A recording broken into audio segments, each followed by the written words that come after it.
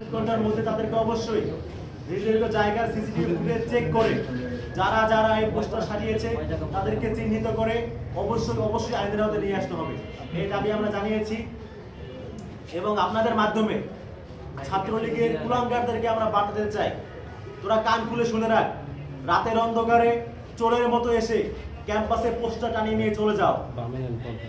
যদি ধরতে পারি কোনো সময় কুত্তার মতো পিটাবো, একদম পায়ের গোড়ালি থেকে শুরু করে মাথা তালু পর্যন্ত পিটাবো। বিসমিল্লাহ বলে শুরু করবো, সদাকল রাজিম বলে শেষ করবো পিটানো। তোদের সাথে কোনো আপোষ নাই। তোরা 15 জুলাই আমার শিক্ষার্থীদের রক্তে জড়াইছিস, তোরা 2000 মানুষকে খুন করছিস।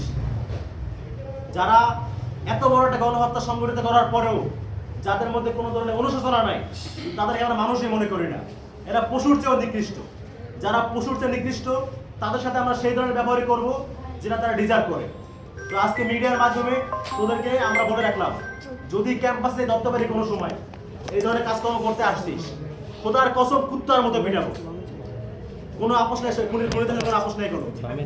তো আপনাদের মাধ্যমে ছাত্রলীগকে এই বার্তা দিয়ে এবং বিশ্ববিদ্যালয় প্রক্টরকে, প্রশাসনকে আমরা যারা এই ধরনের কর্মকাণ্ড সংগঠিত করেছে তাদেরকে আইনের আওতায় নিয়ে দাবি জানাচ্ছি। আর একটা বিষয় আপনার দৃষ্টি আকর্ষণ করবো, সেটা হচ্ছে আপনারা দেখেছেন গতকাল মধ্যরাতে পাবনাতে দাদিকে কুপিয়ে হত্যা করে তার কাছ থেকে নাতনিকে ছিনিয়ে নিয়ে ধর্ষণ করে হত্যা করা হয়েছে। এর আগেও দেখেছেন আপনারা মাধবদীতে, নরসিংদীতে, সেখানে কিন্তু এক ধর্ষিতা কিশোরীকে তার বাবার থেকে ছিনিয়ে নিয়ে পুনরায় ধর্ষণ করা হয়েছে, হত্যা করা হয়েছে। রামপুরাতে আপনারা দেখেছেন একটা বাচ্চা মেয়েকে ধর্ষণ করে হত্যা করা হয়েছে। এই যে দেশ জুড়ে ধর্ষণ, হত্যা, চাঁদাবাজি, দখলদারি মহোৎসব চলছে, আমরা এই বিষয়গুলোর অত্যন্ত কনসার্ন। আমরা রাষ্ট্রযন্ত্রকে আহ্বান জানাচ্ছি, স্বরাষ্ট্রমন্ত্রীকে আমরা আহ্বান জানাচ্ছি, আপনি অবিলম্বে ব্যবস্থা গ্রহণ করুন। যদি রাষ্ট্র অবস্থা এরকম হয়, যদি আমাদের দেশে মেয়েরা অনিরাপদ থাকে, তাহলে এর দায়ভার অবশ্যই আপনাকে নিতে হবে। আপনারা জানেন ইন্ডিয়ান সরকারের প্রতি আমাদের অনেক ক্ষোভ আছে, তার অনেক জায়গায় ব্যর্থ। এজন্য আমরা দেখতেন যিনি স্বরাষ্ট্র উপদেষ্টা তাকে অনেকে ড্রাইভার উপদেষ্টা বলে ডাকতেন, কারণ তিনি হচ্ছে দেশে আইন শৃঙ্খলা পরিস্থিতি যতটা আমরা চেয়েছিলাম সেরকম তারা নিয়ন্ত্রণ করতে পারে না। আমরা আশা রাখছি নির্বাচিত সরকার এসে অবশ্যই দেশে আইন শৃঙ্খলা এই ধরনের যারা অপরাধ করে, ক্রাইম করে, তাদের বিরুদ্ধে 0 টলারেন্স নীতি ঘোষণা করতে হবে। নীতি ঘোষণা করে অবশ্যই অপরাধীদেরকে আইনের আওতায় নিয়ে এসে দেশের সার্বিক পরিস্থিতি নিয়ন্ত্রণে আনতে হবে।